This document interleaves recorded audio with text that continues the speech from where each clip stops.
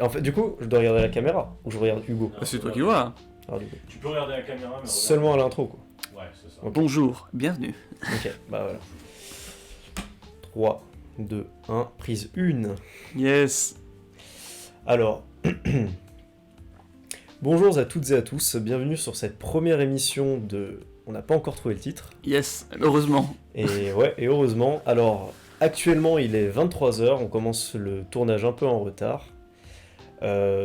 Aujourd'hui, du coup, on va commencer par... Putain, j'ai complètement oublié ce que je voulais dire. On la refait. C'est pas grave, ça tourne.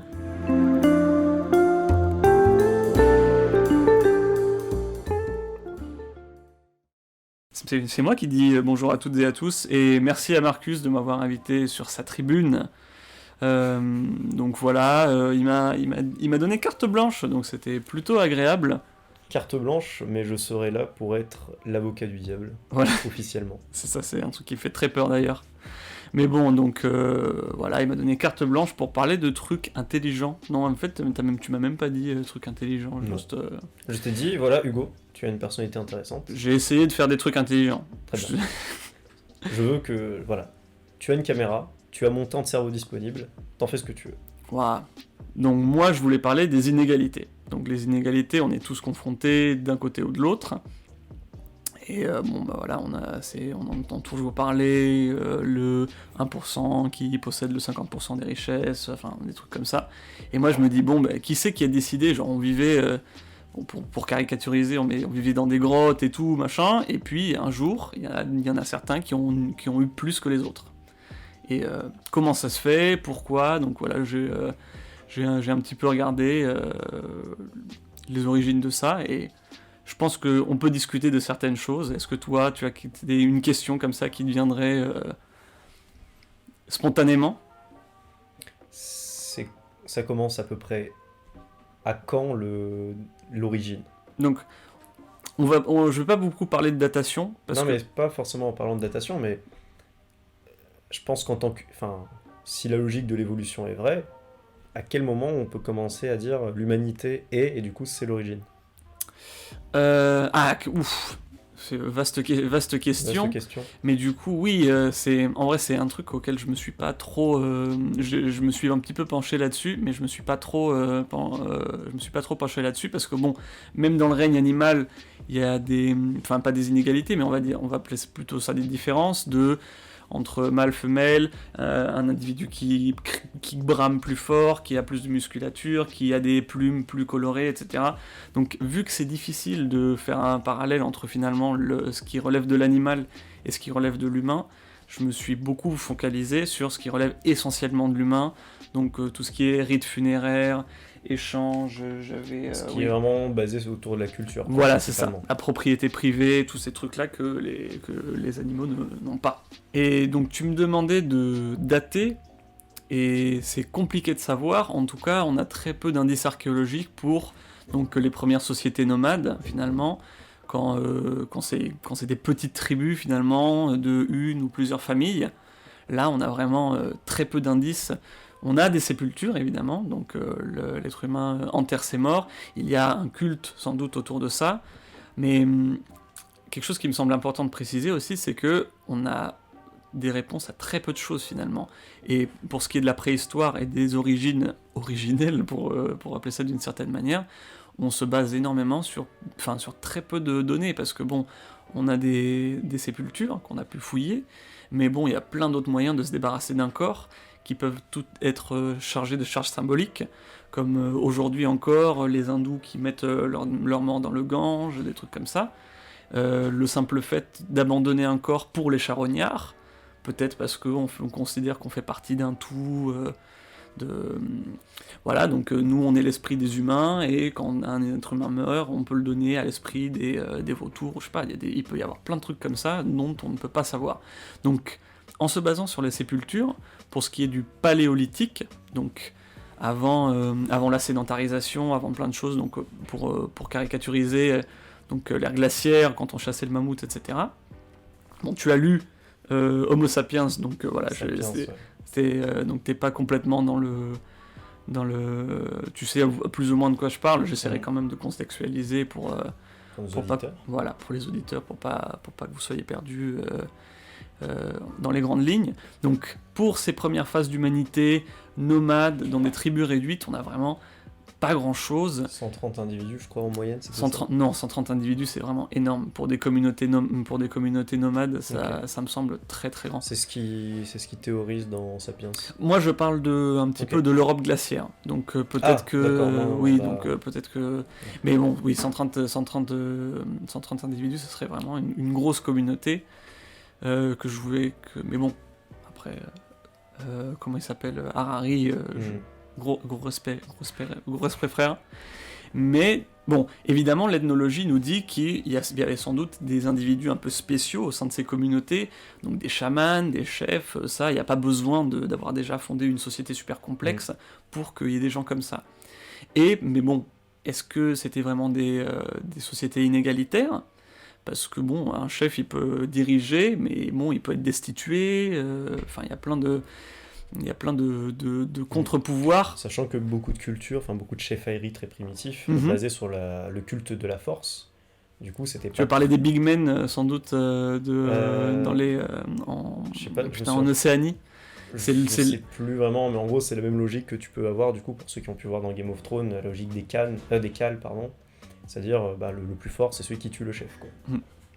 Mais bon, et pour autant, ça ne veut pas impliquer une inégalité de traitement. Non. Donc justement, tout le monde peut être chef s'il le démontre, etc. Chef, et si on est dans une société, enfin dans des groupes plutôt réduits. Mais du coup, bon, cette origine, ça se remonterait plutôt à la sédentarisation et à la création de structures sociales plus complexes, avec plus de monde et peut-être plus de complexité dans les rapports sociaux.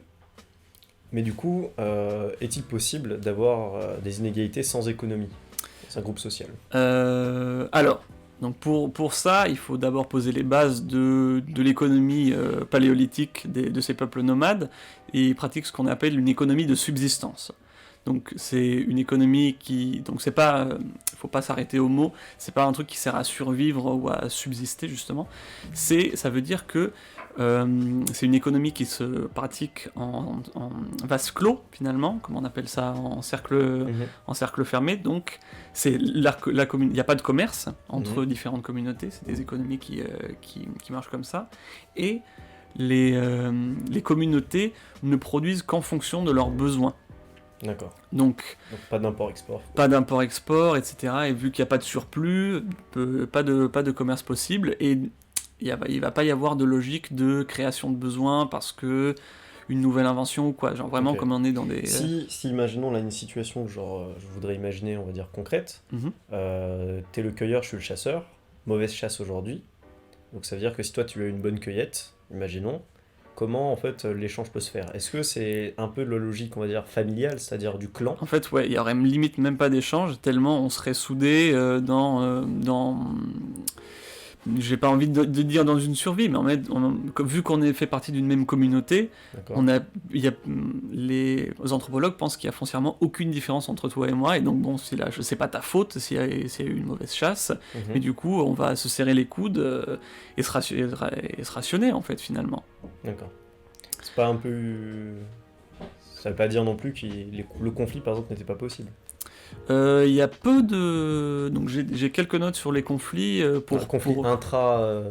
oui, ça évidemment. Et mais du coup, aucune manière de le savoir vraiment. C'est uniquement des observations qu'on peut faire aujourd'hui avec des tribus actuelles. Ça me fait penser, on a plusieurs zones.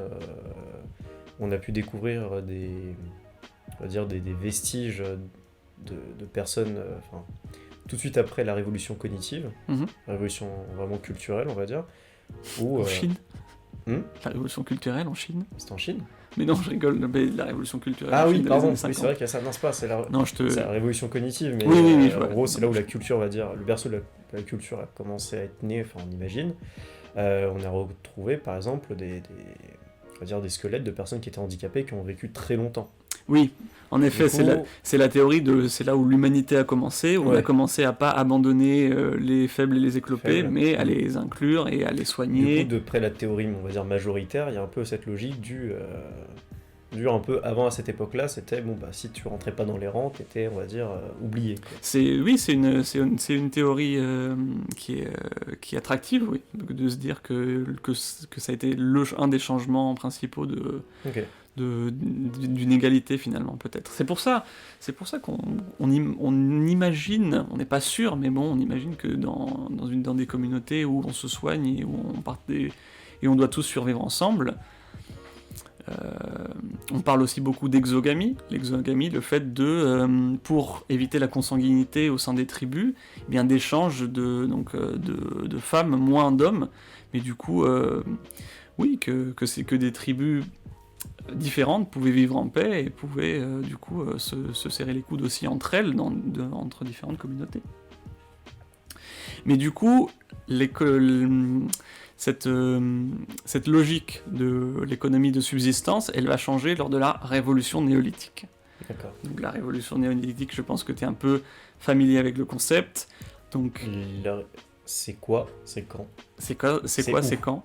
Donc c'est un petit peu, c'est en plein endroit dans le monde. C'est déroulé en même temps? Plus ou moins en même temps. Donc il y en a en Amérique centrale, en Amérique du Sud, en Chine, en Inde. La plus ancienne c'est vers moins 8000, moins 5000 en Mésopotamie, donc au Moyen-Orient. 8000 avant Jésus-Christ.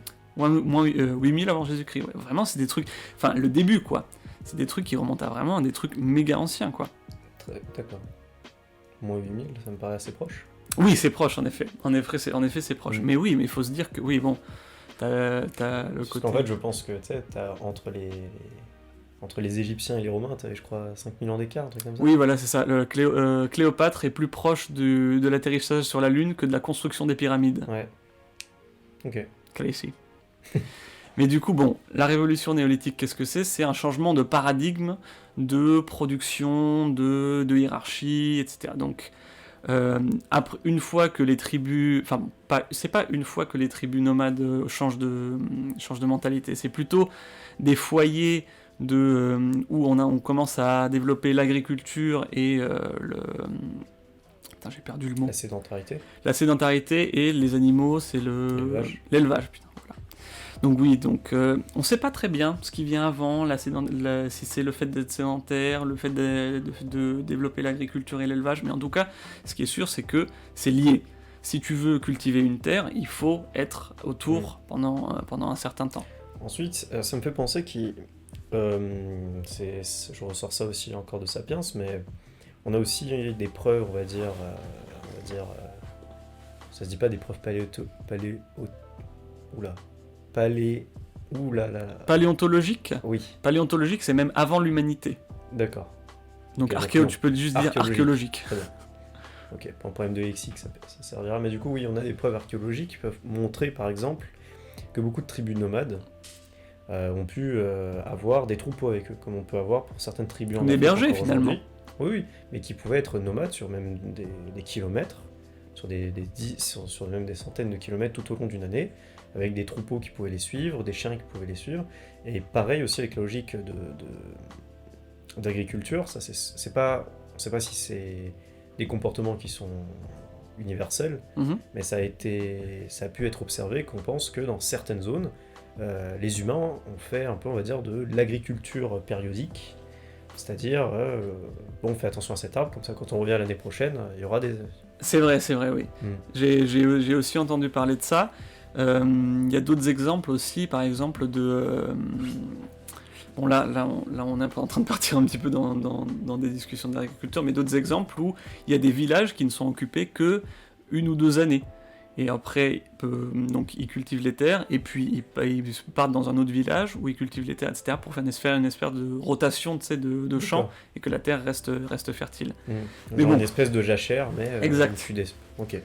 C'est ça. Donc, l'agriculture, qu'est-ce que ça permet? Ça permet une alimentation moins saine et variée que la chasse, la cueillette, ça, tu as dû sans doute le lire, mais ça permet notamment la production de surplus. Donc, avec aussi plus de travail, parce que finalement, assez étrangement, l'agriculture et l'élevage demandent plus de travail que la chasse et la cueillette. Mais bon, plus de travail parce que de toute manière on est sédentaire, veut dire plus de rendement. Et du coup, il y a un surplus qui se crée. Et du coup, on se demande ce qui a pu se passer avec ce surplus, parce que il n'y a pas d'argent, il n'y a pas vraiment de coup, on est vraiment dans ces phases originelles des inégalités. Donc ça veut dire juste qu'il y a des gens qui ont plus de blé, de sorgho, de riz que d'autres, et du coup, ils se retrouvent un petit peu, à quoi ça peut bien servir. Donc il y a cette première hypothèse de surgissement des inégalités. Certains ont des terres plus riches que d'autres ont moins de terres. Voilà. Donc, et ce qui me vient tout de suite à l'esprit quand tu me dis ça, moi ça me fait penser que si j'étais dans ce genre de situation, c'est en fait la première fois, on va dire, qu'entre guillemets, des humains arrivent à avoir de la possession personnelle. Là, ça appartient plus du coup à la tribu, ça appartient à des personnes. Et justement, ça c'est une grosse question difficile. C'est très difficile à répondre en fait. D'accord. Finalement. Parce qu'après le parallèle direct à ça, c'est tout simplement ta notion par rapport aux ressources, au fait d'avoir toi-même des ressources, et du coup à vouloir les garder. Du coup, le premier chantage moi qui me vient à l'esprit, c'est sécurité contre ressources, quoi. Ouais, il y a même des hypothèses qui disent que un des premiers rapports de domination et du coup d'inégalité, c'est l'esclavage, et non pas par la conquête guerrière, mais par les dettes, en fait. D'accord. Donc si tu as travaillé... Le servage. Voilà, c'est ça, finalement, du servage, oui. Donc si tu as travaillé pour quelqu'un, etc., ou même par exemple en acceptant que le mariage ou d'autres cérémonies existent, qu'il y ait des échanges comme ça, où finalement quelqu'un se met au service d'une autre personne. Donc vu qu'il n'y a pas de salaire, peut-être qu'on parlerait d'esclavage, on sait pas, on sait rien en fait, on sait pas combien ça pourrait durer, si c'était pour une vie, des trucs comme ça. Mais en tout cas,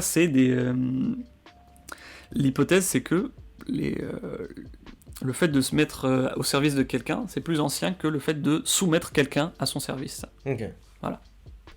Là, ça peut paraître logique, si ça vient d'une période où en fait les gens se contentaient juste de subsister, d'avoir du surplus, si en plus de ça tu peux avoir la sécurité en empêchant que, je sais pas, la tribu d'à côté vienne te prendre tes trucs, ou bien que tu puisses te faire attaquer par la meute de loups à côté, ou des trucs comme ça. On a quelques preuves de massacres donc des sépultures collectives. D'accord. Avec des traumatismes, des trucs comme ça, qui du coup on a du mal à se dire, à imaginer quelles peuvent être les raisons de ça. Mais du coup oui, ça peut être des conflits relatifs à ce surplus, à des questions de domination. Après, est-ce que ça peut être des altercations, bon.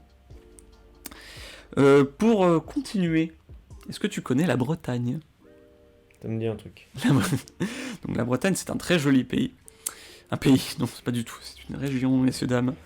Mais du coup, en Bretagne, on a beaucoup de preuves tangibles d'une vraie inégalité.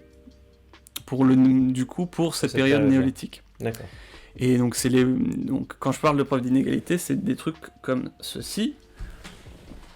Donc l'image que je t'ai montrée, c'est le cairn de Barnenay. Donc c'est tout simplement... Tiens, garde ton téléphone, en fait. Ok. Il y a le... Oui, tu l'as aussi, toi aussi. Mais du coup, qu'est-ce que c'est un cairn ? Donc un cairn, un tumulus, il y a plein de noms. D'accord. C'est tout simplement une tombe. Mais bon, c'est une tombe qui... donc ça peut être des grandes mottes de terre, ça peut être des grandes mottes de cailloux. En Bretagne, il y en a de plein de sortes, surtout de celles recouvertes de cailloux. D'accord. Mais du coup, bon... Qu'est-ce que c'est ? On a retrouvé pas beaucoup de mobilier funéraire, donc mobilier c'est des objets, pas beaucoup de mobilier funéraire, mais on a retrouvé souvent plusieurs corps à l'intérieur d'une ou plusieurs chambres. Et donc ça pose la question de qui sont ces gens qui sont enterrés, donc finalement des espèces de pré-pyramides en fait. Pour l'Égypte, on sait qu'il y avait un système, etc. On a beaucoup plus d'éléments. Mais là, en Europe, on est vraiment lâché finalement dans un système où des gens ont le droit, peut-être des familles, des lignages un petit peu mythiques, on sait pas bien quelle est la nature de ça, mais du coup, des gens ont le droit d'être enterrés dans ces monuments finalement. S'il y a des monuments grands comme ça ça veut forcément dire qu'il y a une société qui s'est mise ensemble pour les construire, parce que c'est souvent des trucs qui sont faits avec des roches très lourdes, qu'il faut être obligatoirement plusieurs pour déplacer, qui sont traînés sur des kilomètres, etc. Ça requiert une grande organisation et une grande unité finalement. Les monuments qui permettent à la paix sociale. Exact. Par exemple, les cathédrales au Moyen-Âge, les statues de l'île de Pâques sur l'île de Pâques. On peut faire plein de parallèles comme ça. Donc, il y a plusieurs hypothèses pour la force de travail, comment elle est motivée. Donc, il y a une hypothèse, la plus ésotérique, c'est ces gens, ils étaient tout simplement tellement galvanisés en fait par les puissants, ces gens qui du coup sont enterrés là-dedans, que c'était un système déjà de pouvoir en place, et quand on leur a ordonné de se mettre à la construction de ça, ils se sont exécutés. Donc dans cette première hypothèse, il y a quelque chose qui moi me satisfait pas trop, c'est que du coup on n'en est pas aux origines des inégalités. Ça veut dire qu'il y a déjà un système de domination qui est mis en place, et que ces gens ils sont complètement... Ils obéissent. Sont déjà aliénés. Voilà, c'est ça, ils sont déjà aliénés par une élite qui va pouvoir être enterrée là. Il y a une deuxième hypothèse qui est la plus simple, qui est celle de l'esclavage, du coup, que ces gens sont contraints et n'ont pas d'autre choix. Mais il y a une troisième hypothèse qui est la plus récente, qui est que, en fait, ces gens, ils étaient... donc, ces fameuses personnes qui avaient un surplus et qui avaient un certain capital, en quelque sorte, donc c'était pas de la richesse, mais ils pouvaient se permettre d'offrir à manger, et bien, ces gens riches, d'une certaine manière, ils pouvaient inviter une main-d'œuvre abondante pour construire ces monuments. Et du coup, ces chantiers, ça devenait presque des festivals, etc., où on leur donnait à bouffer, où toute la communauté se réunissait pour construire de grands monuments, des grands marqueurs de territoire, comme pouvaient l'être les statues de l'île de Pâques, des cathédrales, etc.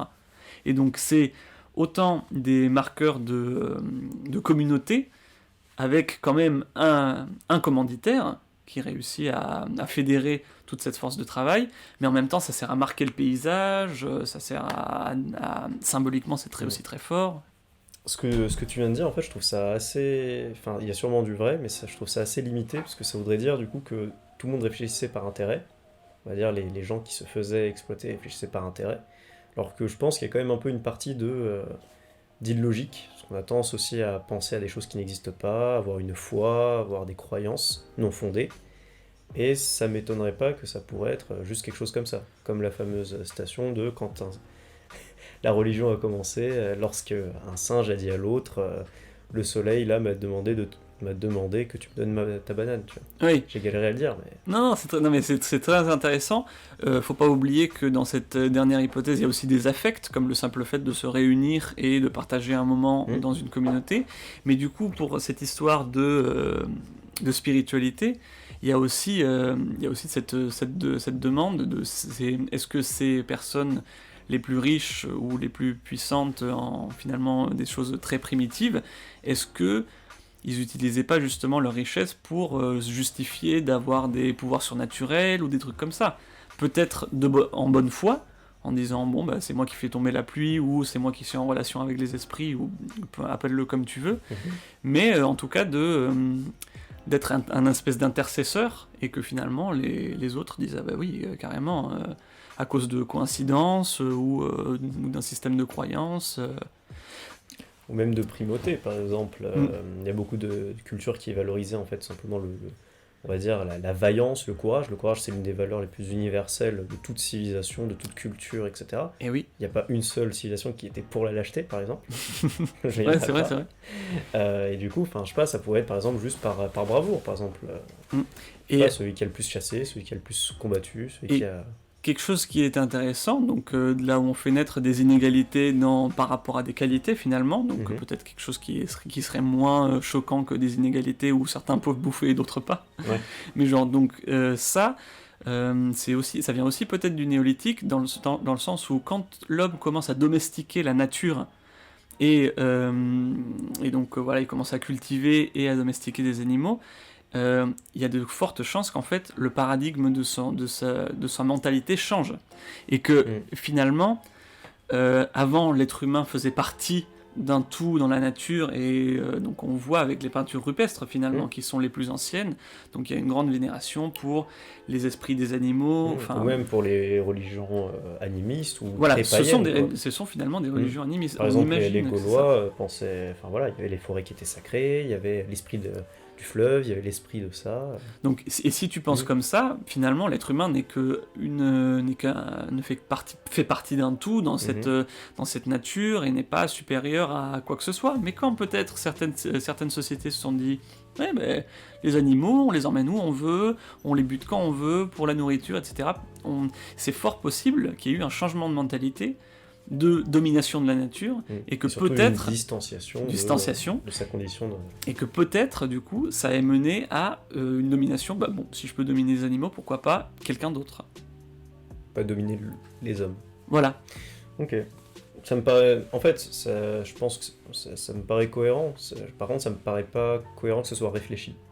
Ah non, évidemment, là on essaie de théoriser, mais c'est un glissement peut-être presque subconscient. Et encore une fois, on sait de l'anthropologie, on sait de l'étude de l'humain, de l'ethnologie, mais les preuves vraiment tangibles, on les a pas. Les preuves vraiment tangibles, pour le coup, c'est les tombes. C'est le fait de dire, il y a des gars qui sont enterrés, et d'autres, ils n'ont pas le droit d'être enterrés là. D'accord. D'autres preuves tangibles, c'est justement au néolithique, c'est la circulation d'objets de valeur. Donc, il n'y a pas vraiment de place de marché, enfin bon, on n'imagine pas qu'il existe ça, mais en tout cas, il y a des objets de valeur qui circulent sur de grandes distances en Europe. Les pierres en tout premier lieu. Donc, en tout d'abord, c'était les coquillages. Donc, en Europe. Oui, quand t'es dans la simple logique, quand t'es loin de la mer, un coquillage ça devient plus rare, etc. Donc c'est des éléments de parure, peut-être des pièces d'échange. Bon, pièces d'échange. Je pensais aux pierres qui sont facilement trouvables, c'est-à-dire que tu peux trouver par terre ou bien dans des carrières. Et ben justement non, c'est plus tu peux. Attends, qu'est-ce que tu peux. Tu peux ouvrir. Carte hache en jade alpin. Donc sur cette carte que tu vois, on a des haches qu'on retrouve partout en Europe, donc en Espagne, au Royaume-Uni, au Danemark. C'est-à-dire une hache, littéralement une hache pour couper du bois. Une pierre polie qui sert de tête de hache. D'accord. Voilà. Donc, et qui viennent de 2 montagnes dans les Alpes. Ah oui, d'accord. Donc, et comme je te dis, voilà, on en retrouve en Allemagne, au Royaume-Uni, en Espagne. Et donc, ça veut dire que dans ces sociétés qu'on arrive très mal à cerner, il y a un système d'échange, de commerce, d'objets précieux. D'accord. Mais il y a quand même du coup cette logique il y a d'autres gens autre part. Oui, bien sûr. Mais bon, je dis bien sûr, mais on n'en sait vraiment pas plus. Comment ça circulait, quelle était l'organisation, avec... Là, en me montrant comme ça, c'est que le libéralisme avait toujours toujours une vocation à exister. En tout cas, avec les densités de points, on voit qu'il y a certains nœuds d'échange, etc. Par exemple, justement, la Bretagne, tu vois qu'il y a plein de points en rouge. Donc, et c'est d'autant plus fou qu'il y a une grande exportation en Bretagne. Et en Bretagne, ils les repolissent, ils les retaillent, et ils les exportent encore une fois. Okay. Donc, la Bretagne, les pierres venaient des Alpes, fabriquées à son du coup. Donc elles étaient un petit peu polies, sur place, et on les envoyait en Bretagne, là où il y avait plein de trucs, etc. Comment ? Pour être fabriquées ensuite en hache. Voilà, non, c'était déjà des haches, et on les retransformait, je sais pas, bon, enfin. Il y a tellement de monuments mégalithiques, les dolmens, les pierres dressées, les tumulus. Ça devait être un centre religieux de ouf en fait. D'accord. Et du coup, le simple fait de prendre des pierres qui viennent déjà de très loin et de les retailler, de leur redonner un genre des runes, des runes, enfin pas des runes parce que du coup on n'est pas d'écriture, etc. Mais en tout cas, on a des styles qu'on retrouve. D'accord. Et les trous par exemple. Donc les pieds, ils mettent des trous peut-être pour les accrocher quelque part. Normalement, quand les lames de hache elles arrivent, t'as une autre photo d'ailleurs avec hache en jadéite pour que tu te fasses une idée de voilà, c'est ça. D'accord. Donc ça c'est des lames de hache. Et je pense que selon ce modèle, bon, je peux me tromper, je pense que ça c'est une hache qui a été retaillée une fois en Bretagne. D'accord.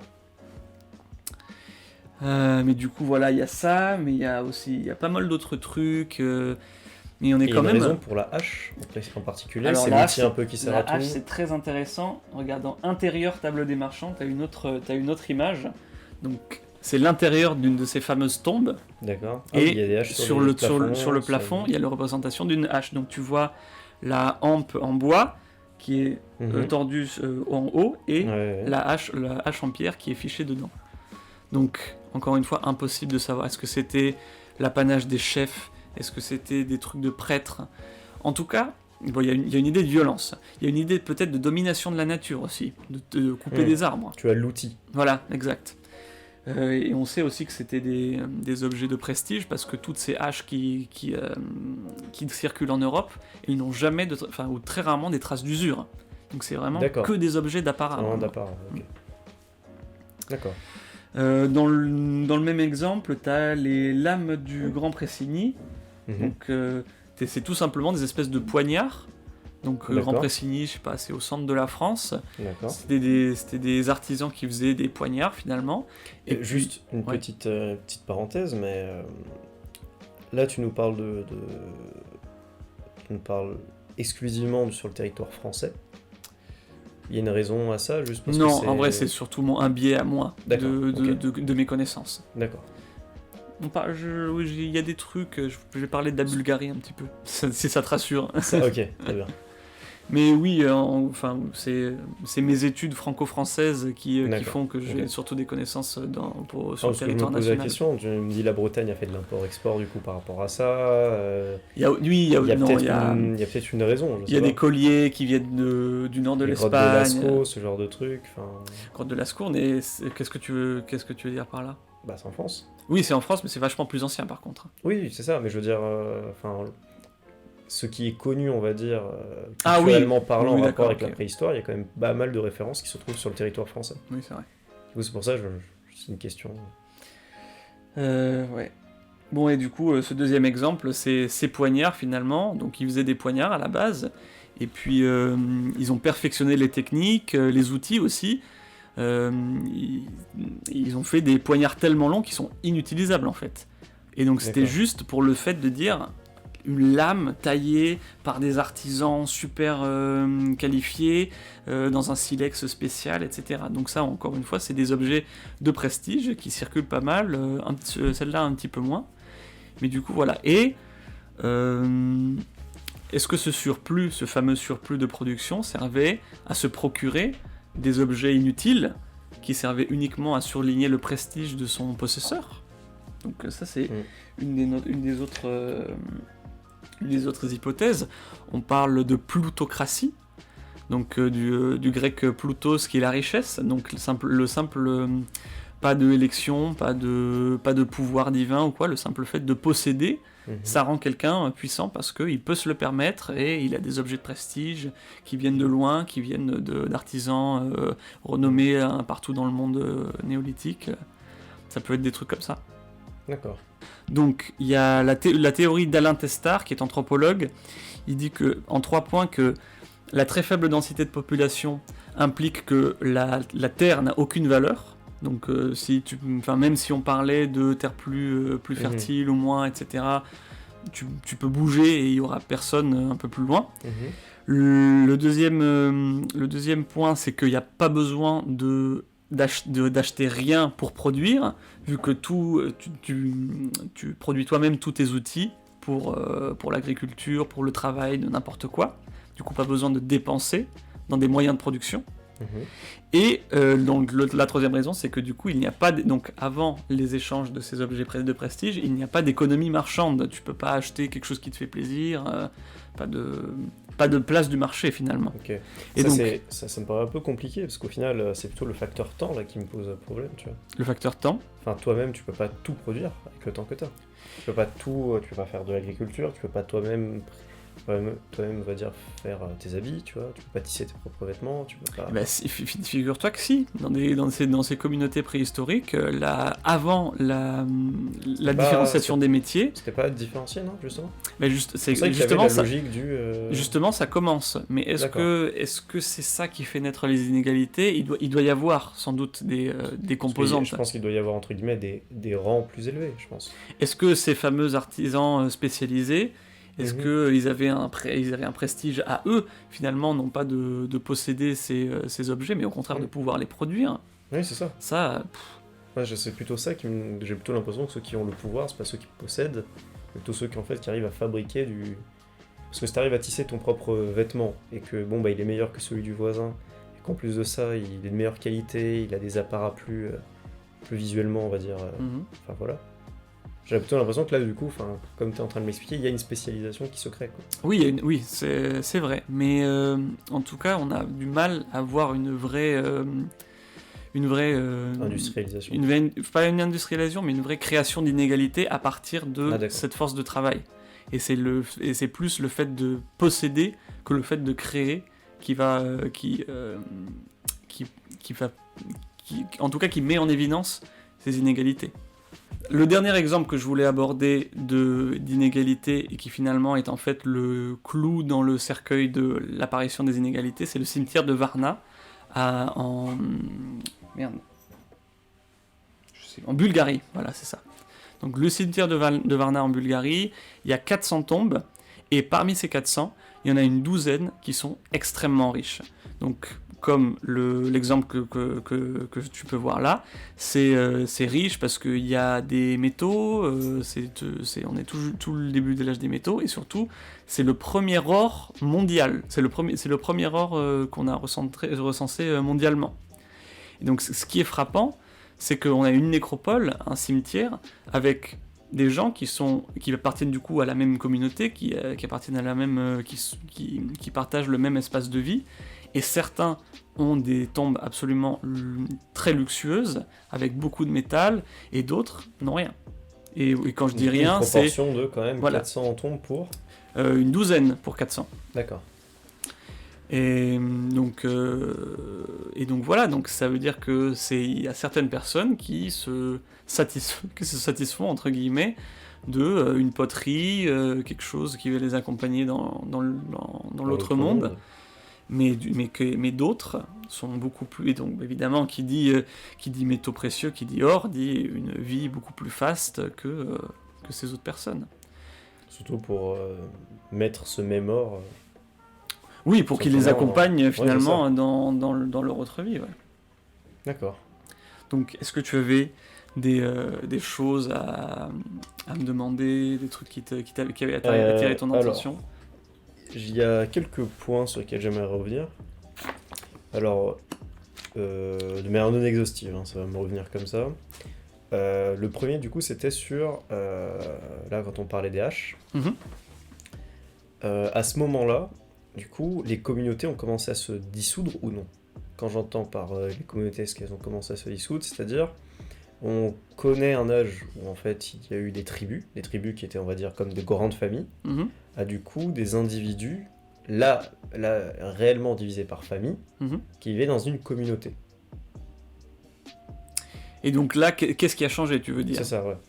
Eh bien, c'est presque impossible de le savoir, mais en tout cas, la construction des grands monuments de Stonehenge, par exemple, Stonehenge c'est tout simplement le plus connu, il faut se dire qu'il y a on vit dans une société, il y a vraiment un début de société qui se crée où beaucoup de personnes se mettent ensemble pour travailler dans un but commun. Et ça, c'est des premières pour le coup. Ouais. Le déplacement de grandes pierres, de mégalithes, c'est une première parce que une communauté de nomades, etc. Déjà ils sont nomades, donc ils vont difficilement se lancer dans des constructions de bâtiments en dur. Je pense que c'est à chaque fois ce qui est le vecteur de tout ça. Moi j'ai vraiment l'impression à chaque fois que c'est la foi, parce que ça paraît illogique. Souvent oui. Ouais. Mais on est dans des sociétés tellement lointaines de tout ce qu'on peut connaître. On est tellement loin de l'histoire, de l'écrit, que ça serait pas faut pas faire de moi, de conclusion ça... trop hâtive, tu vois. Ouais. Moi, dans mon imaginaire, c'est pas prouvable, hein. Mon imaginaire n'est pas une preuve.